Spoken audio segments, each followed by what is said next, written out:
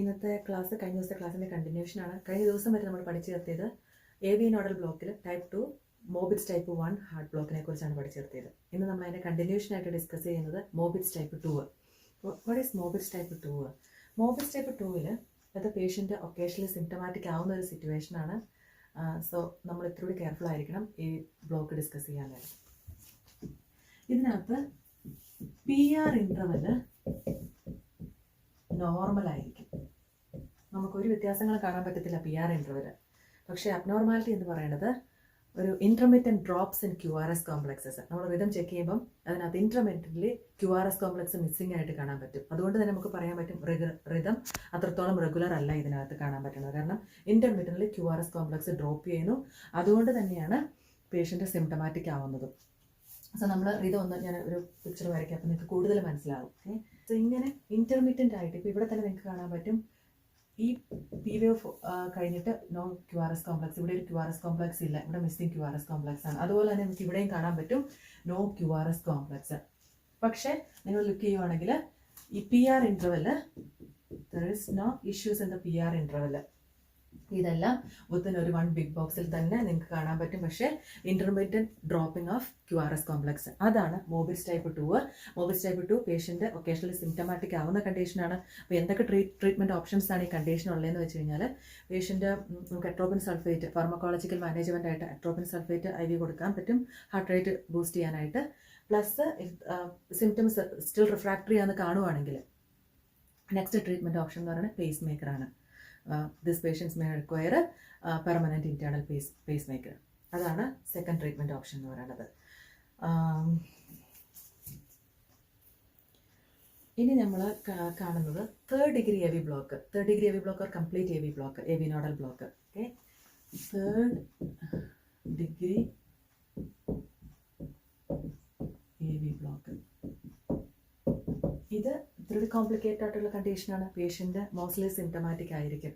നല്ല സിംറ്റംസ് കാണും. Symptoms means നമുക്ക് പേഷ്യൻ്റ് ടെലിമെട്രിയിലൊക്കെ ആണെങ്കിൽ അല്ലെങ്കിൽ പേഷ്യൻ്റ് എമർജൻസി റൂമിൽ വരുമ്പോൾ തന്നെ അറിയാൻ പറ്റും പേഷ്യൻ്റ് വൈറ്റൽ സയൻസിൽ വേരിയേഷൻസ് കാണും. ഹാർട്ട് റേറ്റ് കുറവായിരിക്കും, ബ്ലഡ് പ്രഷർ ഡ്രോപ്പ് ചെയ്യാൻ തുടങ്ങുന്നുണ്ടായിരിക്കും, പേഷ്യൻറ്റിന് ഇസ്കീമിക് സിംറ്റംസ് പലതും കാണും. അപ്പം this patients are mostly symptomatic ആയിരിക്കും. ഈ പേഷ്യൻ്റ് എങ്ങനെ ഇതെങ്ങനെ നമുക്ക് റിതം ഐഡൻറ്റിഫൈ ചെയ്യാമെന്ന് നോക്കാം. ഇത് ഐഡൻറ്റിഫൈ ചെയ്യുമ്പോൾ ഇതിനകത്ത് ഒരു കോറിലേഷനും ഉണ്ടാവത്തില്ല. P വേവും QRS കോംപ്ലക്സും തമ്മിൽ ഒരു കോറിലേഷനും ഇല്ല, അല്ലെങ്കിൽ ഒരു ഇത് കിട്ടുമില്ല, റിലേഷനും ഉണ്ടാവത്തില്ല. അപ്പം ചില ബീറ്റ്സിൽ നിങ്ങൾ P വേവ് കാണും, പക്ഷേ നോ QRS കോംപ്ലക്സ്. നെക്സ്റ്റ് ബീറ്റിൽ നിങ്ങൾ QRS കോംപ്ലക്സ് കാണുമായിരിക്കും, പക്ഷെ നോ P വേവ്. അല്ലെങ്കിൽ അതുപോലെ തന്നെ PR ഇൻ്റർവെൽ, ചില ബീറ്റ്സിൽ PR ഇൻ്റർവെൽ ശരിക്കും നോർമലായിട്ട് കാണും, പക്ഷേ നെക്സ്റ്റ് ബീറ്റ്സിൽ prolongation of the PR interval. അപ്പോൾ അതുകൊണ്ട് തന്നെ ഇത് കംപ്ലീറ്റ്ലി ഇറഗുലർ ആയിട്ടുള്ള ഒരു റിതമാണ് തേർഡ് ഡിഗ്രി AV ബ്ലോക്ക്. അതുകൊണ്ട് തന്നെയാണ് പേഷ്യൻ്റ് സിംറ്റമാറ്റിക് ആവുന്നതും. അതിൻ്റെ ഒരു എക്സാമ്പിൾ, ഒരു റിതം ഞാൻ വരച്ച് കാണിക്കാം, അപ്പോൾ നിങ്ങൾക്ക് കൂടുതൽ മനസ്സിലാക്കാൻ പറ്റും അതെന്താണ്. Okay, so here you see a normal P wave and QRS complex. ഇവിടെ PR ഇൻ്റർവെലും ഞാൻ പറയും നോർമലാണ്. PR ഇൻ്റർവെൽ നോർമൽ ഡിസ്റ്റൻസിൽ വന്നു. സോ നെക്സ്റ്റ് ബീറ്റിൽ okay T wave, P wave, പക്ഷെ നോ QRS കോംപ്ലക്സ്. ഇവിടെ QRS കോംപ്ലക്സിൽ again P wave, prolongation of the PR interval, you will see a QRS complex ഇവിടെ വന്നു, T വേവ്, പിന്നെ വന്നു P വേവ്, പക്ഷെ നോ QRS കോംപ്ലക്സ്. സോ ഇത് നോക്കുമ്പോൾ തന്നെ മനസ്സിലാക്കും ഒരു റിലേഷനും ഇല്ല. ഇവിടെ നിങ്ങൾക്ക് നോർമൽ ആയിട്ടുള്ള ഒരു PR ഇൻ്റർവെൽ കണ്ടു, ഇത്രയും ബീറ്റ്സ് ഓക്കെയാണ്. പക്ഷെ ഇവിടെ P വേവ് വന്നു, followed by no QRS complex.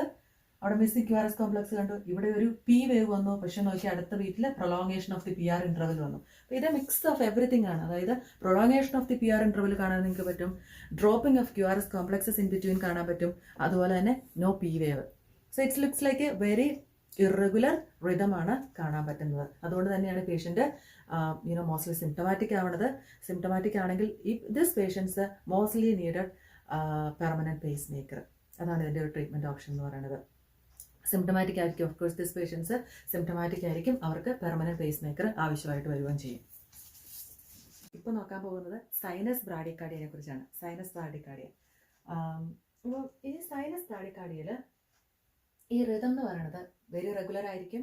പക്ഷേ എന്താ കുഴപ്പമെന്ന് വെച്ച് കഴിഞ്ഞാൽ ഹാർട്ട് റേറ്റ് അവർക്ക് കുറവായിരിക്കും, ഹാർട്ട് റേറ്റ് കുറഞ്ഞു വരിക്കും. അപ്പോൾ അതെങ്ങനെ ഐഡന്റിഫൈ ചെയ്യണം? ഒരു റിതം കണ്ടിട്ട്, ഒരു ECG റിതം തന്നിട്ട് നമുക്ക് അതെങ്ങനെ മനസ്സിലാക്കാൻ പറ്റുമെന്നാണ് നോക്കുന്നത്. അപ്പോൾ ഇതിനകത്ത് നോക്കിയേ, പി വേവ് ഉണ്ട്, QRS കോംപ്ലക്സ് ഉണ്ട്, ടി വേവ് ഉണ്ട്. P wave, QRS complex, T wave ഇതിനകത്ത് വന്നിട്ടുണ്ട്. ഈച്ച് ബീറ്റിൽ നമുക്കൊന്നും മിസ്സിംഗ് അല്ല. പി വേവ് ഉണ്ട്, QRS കോംപ്ലക്സ് ഉണ്ട്, ടി വേവ് ഉണ്ട്. പക്ഷേ ഈ റിതം കാണുമ്പോൾ തന്നെ അറിയാം ബ്രഡികാർഡിക്കാണ്. അതെങ്ങനെ അറിയണമെന്ന് വെച്ച് കഴിഞ്ഞാൽ ഈ RR ഇന്റർവെൽ നോക്കുക നിങ്ങൾ. RR ഇന്റർവെൽ ഒരു നോർമൽ ECGക്കകത്ത് ഈ RR ഇന്റർവെൽ എന്ന് പറയുന്നത്, അതായത് 1 ബീറ്റിൽ ഈ 6 ബീറ്റ് കഴിഞ്ഞിട്ട് അടുത്ത ബീറ്റിലേക്കുള്ള ഈ RR ഇന്റർവെൽ എന്ന് പറയുന്നത് നോർമൽ ECGയിലാണെങ്കിൽ 3 to 5 ബിഗ് ബോക്സസിനുള്ളിൽ കാണണം കേട്ടോ. ഒരു 3 to 5 ബിഗ് ബോക്സസ് ആണ്. 3 to 5 ബിഗ് ബോക്സസ് ആണ് ഇവിടം തൊട്ട് ഇവിടം വരെയുള്ള ദൂരം എന്ന് പറയുന്നത്. ഇതിന് രണ്ടിനും ഇടയ്ക്കായിട്ടുള്ള ദൂരം എന്ന് പറയുന്നത് 3 to 5 ബിഗ് ബോക്സസ് ആണ്.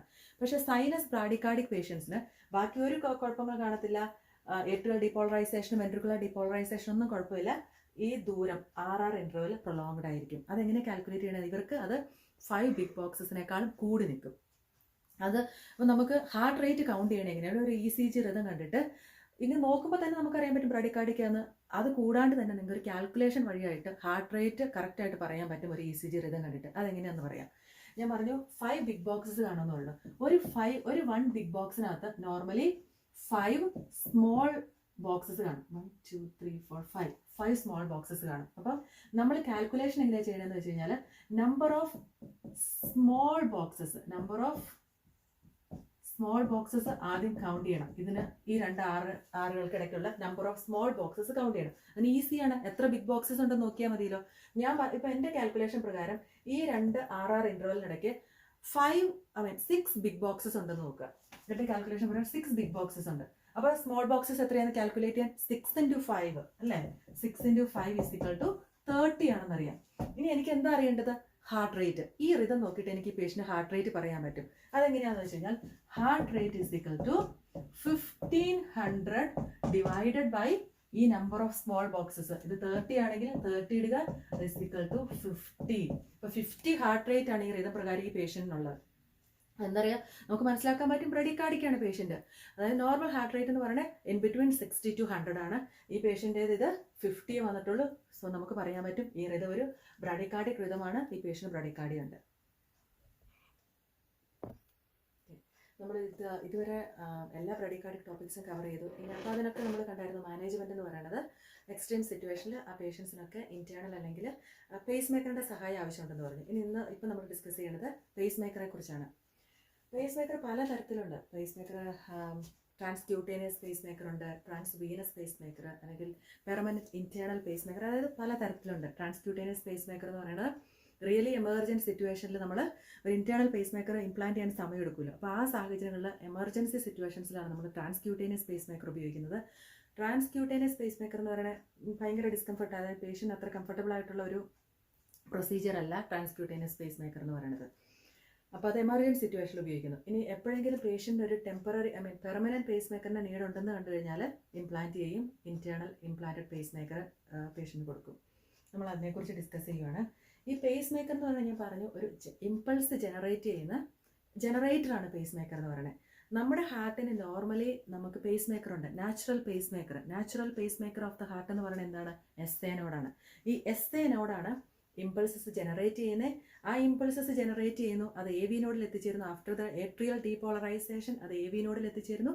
AV നോഡിൽ നിന്ന് അത് വെൻട്രിക്കിൾസിൽ എത്തിച്ചേരുകയും ബണ്ടിൽ ഓഫ് പർക്കിഞ്ചി ഫൈബേഴ്സ് അങ്ങനെ അത് ട്രാവൽ ചെയ്ത് ത്രൂ ഔട്ട് വെൻട്രിക്കിൾസിനെ ഡീപോളറൈസ് ചെയ്യുന്നു. അതാണ് ഒരു നോർമൽ കണ്ടക്ഷൻ പാത്വേ എന്ന് പറയുന്നത്. അപ്പം നമ്മുടെ ഈ നോർമൽ കണ്ടക്ഷൻ പാത്വേക്ക് അതിപ്പം SA നോഡിനാവാം, AV നോഡിനാവാം. ഈ കണ്ടക്ഷനിലെ സിസ്റ്റത്തിൽ എവിടെയെങ്കിലും അബ്നോർമാലിറ്റി സംഭവിച്ചു കഴിഞ്ഞാൽ അത് എൻറ്റയർ ഈ കണ്ടക്ഷൻ സിസ്റ്റത്തിനെ അഫക്റ്റ് ചെയ്യും. അപ്പോൾ അങ്ങനെ ഒരു സാഹചര്യത്തിലാണ് നമുക്ക് എന്ത് ആവശ്യമായിട്ട് വരുന്നത്? പേസ് മേക്കർ ആവശ്യമായിട്ട് വരുന്നത്. അപ്പോൾ പേസ് മേക്കർ എന്ന് പറയുന്നത് ഈ നമ്മുടെ നാച്ചുറൽ പേസ് മേക്കറിന് ഒരു ഓൾട്ടർനേറ്റീവ് ആയിട്ട് നമ്മൾ ഇംപ്ലാന്റ് ചെയ്യുന്ന അല്ലെങ്കിൽ നമ്മൾ യൂട്ടിലൈസ് ചെയ്യുന്ന വേറൊരു ഡിവൈസാണ് ഈ പേസ് മേക്കർ. ഇപ്പോൾ പേസ് മേക്കറിന് എന്തൊക്കെ കുട്ടികളാണുള്ളത്? ഒരു ഇമ്പൾസ് ജനറേറ്റർ ഉണ്ട്. ഇതൊരു ഡിവൈസാണ്. ഇതാണ് ഇമ്പൾസ് ജനറേറ്റ് ചെയ്യുന്നത്. Impulse generator. ഈ ജനറേറ്റർ നമ്മുടെ ഹാർട്ട് ചേമ്പേഴ്സ്, ഇതിപ്പോൾ ഞാൻ ജസ്റ്റ് ഒരു ഇമാജിനറി ഹാർട്ടാണ് കേട്ടോ ഡ്രോ ചെയ്തിരിക്കുന്നത്. ഇതിന് ലീഡ് വയേഴ്സ് ഉണ്ട്. ഈ ലീഡ് വയേഴ്സ് ഇപ്പം വെൻട്രിക്കിളിനെയോ ഏട്രിയത്തിനെയോ, ഇത് ഏട്രിയമാണ്, ഇത് left ventricle, left atrium, right ventricle. അപ്പം എവിടേക്കാണോ ഇത്, ഇപ്പൊ ലെഫ്റ്റ് വെൻട്രിക്കിളിനെയാണ് ഇത് പേസ് ചെയ്യണമെങ്കിൽ ലെഫ്റ്റ് വെൻട്രിക്കിളുമായിട്ട് ഈ ലീഡ് വയർ കണക്ട് ചെയ്യും. ഇനി അതുപോലെ തന്നെ ഏട്രിയത്തെ ആണെങ്കിൽ ഏട്രിയത്തിലേക്ക് ഈ ലീഡ് വയർ കണക്ട് ചെയ്യും. ഓക്കെ, ചില സമയങ്ങളിൽ നമുക്ക് പറയാൻ പറ്റും ഏട്രിയൽ പേസ് മേക്കർ ഉണ്ട്, വെൻട്രിക്കുലാർ പേസ് മേക്കർ ഉണ്ട്, അല്ലെങ്കിൽ ഡ്യുവൽ ചേംബർ പേസ് മേക്കർ ഉണ്ട്, ഇനി അതും അല്ലെങ്കിൽ ഡിമാൻഡ് പേസ് മേക്കേഴ്സ് ഉണ്ട്. അപ്പൊ പല ഫംഗ്ഷൻസ് ഉണ്ട് പേസ് മേക്കർ, പല രീതിക്ക് ഇത് നമ്മുടെ ഹാർട്ടിനെ ഹെൽപ്പ് ചെയ്യുന്നുണ്ട് ഇമ്പൾസസ് ജനറേറ്റ് ചെയ്യാനായിട്ട്. ഞാൻ തുടങ്ങുന്നത് ഏട്രിയൽ പേസ് മേക്കറിനെ നമുക്ക് നോക്കാം. ഏട്രിയൽ പേസ് മേക്കർ എന്ന് പറയുമ്പോൾ ഓർത്തേക്കുക, നമ്മൾ ഇംപ്ലാന്റ് ചെയ്തിരിക്കുന്ന സ്കിന്നിനടിയിൽ ഇംപ്ലാന്റ് ചെയ്തിരിക്കുന്ന ആ ജനറേറ്റർ ലീഡ് വയർ ആയിട്ട് നമ്മുടെ ഏട്രിയത്തിലേക്കാണ് കണക്ട് ചെയ്തിരിക്കുന്നത്. ഇനി ഒരു ഏട്രിയൽ പേസ് മേക്കർ ഉള്ള ഒരു പേഷ്യന്റ് റിതം കണ്ടിട്ട് നിങ്ങൾക്ക് എങ്ങനെ പറയാൻ പറ്റും ഈ പേഷ്യന്റ് ഏട്രിയൽ പേസ് മേക്കർ ഉണ്ട് എന്ന്? അതാണ് ഞാൻ പറയണേ കേട്ടോ. റിതം വരച്ചിട്ടുണ്ട്. ഇതിൽ നിങ്ങൾക്ക് കാണാൻ പറ്റും, നോക്കിയ ഒരു സിംഗിൾ ലൈന് ഇതുണ്ട്, ഒരു single line, not a big line, but ഇത് ഒരു നല്ലൊരു ലൈനാണ്. ലൈൻ നിങ്ങൾ എവിടെ കാണുന്നതെന്ന് നോക്കിക്കേ, പി വേവിന് തൊട്ട് മുമ്പായിട്ട്, ഇവിടെയാണെങ്കിൽ നോക്കി ഈ പി വേവിന് തൊട്ട് മുമ്പായിട്ട് നിങ്ങളൊരു ലൈൻ കണ്ടു. ഇതെന്താണെന്നറിയാമോ? ഇത് നമ്മുടെ പേസ് മേക്കർ കൊടുത്ത ആ സ്പൈക്കാണ്, നമ്മൾ ഇംപ്ലാന്റ് ചെയ്ത് വെച്ചിരിക്കുന്ന പേസ് മേക്കർ കൊടുത്ത സ്പൈക്കാണ് ആ കാണുന്നത്. അപ്പൊ ഇവിടെയാണ് ഇമ്പൾസ് തുടങ്ങിയത്, ഡീപോളറൈസേഷൻ ഇവിടെ തുടങ്ങി കേട്ടോ. ഈ പേസ് മേക്കറാണ് അതിനെ ആക്ടിവേറ്റ് ചെയ്തത്, പേസ് മേക്കറാണ് ഫസ്റ്റ് ഇമ്പൾസ് കൊടുത്തത്. അപ്പം ഇത് തുടങ്ങുന്നു, പേസ് മേക്കർ കൊടുത്ത സ്പൈക്കിൽ നിന്ന് ഏട്രിയം പതുക്കെ ഡീപോളറൈസേഷൻ തുടങ്ങുന്നു. അപ്പൊ ഈ സ്പൈക്കിന് ശേഷം നിങ്ങൾക്ക് കാണാൻ പറ്റും a normal P wave followed by a normal QRS complex T wave. ബാക്കിയെല്ലാം നോർമൽ ആയിട്ട് വന്നു. ഇനീഷ്യൽ സ്പൈക്ക് കൊടുത്തിരിക്കുന്ന പേസ് മേക്കറാണ്, ആ പേസ് മേക്കർ കൊടുത്ത സ്പൈക്കാണ് ഒരു ലൈനായിട്ട് നിങ്ങൾ ECG രഥത്തിൽ കണ്ടത്. ഇപ്പൊ എല്ലാ ഇതാണ് ഏട്രിയൽ പേസ് മേക്കർ ഉള്ള പേഷ്യൻസിനാണെങ്കിൽ നിങ്ങൾക്ക് കറക്റ്റ് ആയിട്ട് ഈ സിംഗിൾ ലൈൻ അല്ലെങ്കിൽ ഈ സ്പൈക്ക് പി വേവിന് തൊട്ട് മുമ്പായിട്ട് കാണാൻ പറ്റും. നെക്സ്റ്റ് വെൻട്രിക്കുലർ പേസ് മേക്കർ ആണെങ്കിലോ ഞാൻ പറഞ്ഞ പോലെ തന്നെ നമ്മുടെ ഇംപ്ലാന്റഡ് ഡിവൈസിൽ നിന്ന് ലീഡ് വയർ നമ്മുടെ ഹാർട്ടിന്റെ വെൻട്രിക്കിളിലായിട്ട് കണക്ട് ചെയ്തേക്കുക. ഓക്കെ, ഈ ലീഡ് വയർ വന്നിരിക്കുന്നത് എവിടേക്കാ? വെൻട്രിക്കിളിലേക്കാണ് വന്നിരിക്കുന്നത്. അപ്പൊ നമുക്കിത് ഈ ECG ഇത് എങ്ങനെ ഇരിക്കും നോക്കാം. ഓക്കെ, നമ്മൾ വെൻട്രിക്കുലർ പേസ് മേക്കറാണ് നോക്കുന്നത്. വെൻട്രിക്കുലർ പേസ് മേക്കറിൽ നോക്കിക്കേ, നിങ്ങൾക്ക് ഒരു നോർമൽ പി വേവ് ഇവിടെ കാണാൻ പറ്റും. Okay, normal P wave. പക്ഷെ എന്താണ് പറഞ്ഞിരിക്കുന്നത്? ഇവിടെ നമ്മുടെ പേസ് മേക്കർ എന്തുമായിട്ടാണ് കണക്ട് ചെയ്തിരിക്കുന്നത്? വെൻട്രിക്കിളിനെയാണ് ബൂസ്റ്റ് ചെയ്യണത്, അല്ലെങ്കിൽ വെൻട്രിക്കിളിലാണ് ഹെൽപ്പ് ചെയ്യണത്. ഓക്കെ, അപ്പൊ അതുകൊണ്ട് നോക്കിയാൽ നിങ്ങൾ കാണണ ഈ സിംഗിൾ ലൈൻ എവിടെയാണ് കണ്ടിരിക്കുന്നത്? ഒരു ലോങ് സിംഗിൾ ലൈൻ നിങ്ങൾക്ക് കാണാൻ പറ്റും QRS കോംപ്ലക്സിന് തൊട്ട് മുന്നേ ആയിട്ട്. ഇതെന്നാ സംഭവിച്ചിരിക്കുന്നത്? ഇവിടെ നമ്മുടെ പേസ് മേക്കർ സ്പൈക്ക് ചെയ്തിരിക്കുന്നു, ഇമ്പൾസിനെ സ്പൈക്ക് ചെയ്ത് കൊടുത്തു, അത് ട്രാവൽ ചെയ്ത് വെൻട്രിക്കുലർ ഡീപോളറൈസേഷന് കാരണമാകുന്നു. അപ്പം ഇതിന് ഈ സ്പൈക്കിന് ശേഷം വരുന്ന QRS കോംപ്ലക്സിന് ഒരു പ്രത്യേകതയുണ്ട്. എന്താന്ന് നോക്കി, ഇതൊരു വൈഡ് QRS കോംപ്ലക്സ് ആണ്. നോർമലി കാണുന്ന പോലെ ആയിരിക്കത്തില്ല, ഒരു ബിസൈഡ് ലുക്കിംഗ് QRS കോംപ്ലക്സ് ആണ്. ലുക്സ് ലൈക്ക് വെരി ബിഗ് അല്ലെങ്കിൽ വൈഡ് ആയിട്ട് നമുക്ക് കാണുന്നു. ഓക്കെ, അപ്പം ഈ പേസ് മേക്കറിൽ വെൻട്രിക്കുലർ സ്പൈക്ക്, അതായത് നമ്മുടെ പേസ് മേക്കർ കൊടുക്കുന്ന ആ സ്പൈക്കിന് ശേഷം വരുന്ന QRS complex doesn't looks like normal, wide looking ആയിരിക്കും, ഒരു ബിസൈഡ് ലുക്കിംഗ് QRS കോംപ്ലക്സ് ആണ്. അതുപോലെ തന്നെ ഇതിൽ ഒരു പ്രത്യേകത കൂടി നിങ്ങൾക്ക് കാണാൻ പറ്റും. ഈ ടി വേവും QRS കോംപ്ലക്സും ഓപ്പോസിറ്റ് ഡയറക്ഷൻ ആയിരിക്കും കേട്ടോ. അതായത് QRS കോംപ്ലക്സ് അപ്വേർഡ് ട്രെൻഡിലാണ് പോകുന്നതെങ്കിൽ ടി വേവ് എപ്പോഴും നെഗറ്റീവ് ഡിഫ്ലക്ഷൻ കാണിക്കും. സെയിം ലൈക്ക് ഇവിടെ QRS കോംപ്ലക്സ് അപ്വേർഡ് ട്രെൻഡ് അല്ലെങ്കിൽ പോസിറ്റീവ് ഡിഫ്ലക്ഷൻ ആണ് കാണിച്ചിരിക്കുന്നത്. അതേസമയം പോസിറ്റീവ് ട്രെൻഡിലാണ്, മുകളിലേക്കാണ് പോയിരിക്കുന്നത്. അതേസമയം ടി വേവ് നെഗറ്റീവ് ഡിഫ്ലക്ഷൻ ആണ് കാണിച്ചിരിക്കുന്നത് ECG രഥത്തിൽ. അതും ഒരു പ്രത്യേകതയാണ് എന്തിന്റെ? വെൻട്രിക്കുലർ പേസ് മേക്കറിന്റെ. ഇത് എന്തുകൊണ്ടാണെന്ന് വെച്ച് കഴിഞ്ഞാൽ, ഈ ബിസൈർ ലുക്കിംഗ് QRS കോംപ്ലക്സ് നിങ്ങൾ കാണുന്നത് എന്തുകൊണ്ടാണെന്ന് വെച്ച് കഴിഞ്ഞാൽ, ഇത് നമ്മുടെ നോർമൽ കണ്ടക്ഷൻ സിസ്റ്റം അല്ല. നോർമലി AV നോട് ജനറേറ്റ് ചെയ്യുന്ന ഇമ്പൾസസ് ആണ് ഈ ബണ്ടിൽ ഓഫ് ഹിസ്റ്റർ പർക്കിഞ്ചി ഫൈബേഴ്സിലൂടെ ട്രാവൽ ചെയ്ത് വെൻട്രിക്കുലർ ഡീപോളറൈസേഷന് കാരണമാകുന്നത്. ഇതൊരു പാരലൽ പ്രോസസ് ആണ്. നമ്മുടെ എക്സ്റ്റേണൽ പേസ് മേക്കറാണ് ഇമ്പൾസസിനെ ഇനീഷ്യേറ്റ് ചെയ്യണതും ആ സ്പൈക്ക് കൊടുക്കുന്നതും. അതൊരിക്കലും ഒരു നോർമൽ QRS കോംപ്ലക്സിന്റെ ലുക്കിംഗ് അപ്പിയറൻസ് വരത്തില്ല. ഇനി നമ്മൾ ഏട്രിയോ വെൻട്രിക്കുലർ പേസ് മേക്കറിനെ നോക്കണം. ഏട്രിയോ വെൻട്രിക്കുലർ പേസ് മേക്കർ എന്ന് പറഞ്ഞാൽ നമ്മൾ ഇംപ്ലാന്റ് ചെയ്ത് വെച്ചിരിക്കുന്ന ആ ഇമ്പൾസസ് അല്ലെങ്കിൽ ലീഡ് വയേഴ്സ് ഏട്രിയോ ആയിട്ട് കണക്ട് ചെയ്തിട്ടുണ്ട്, വെൻട്രിക്കിളുമായിട്ട് കണക്ട് ചെയ്തിട്ടുണ്ട്. അപ്പൊ നമ്മുടെ ECG റിതം എങ്ങനെ ഇരിക്കുന്നു നോക്കാം. So you would see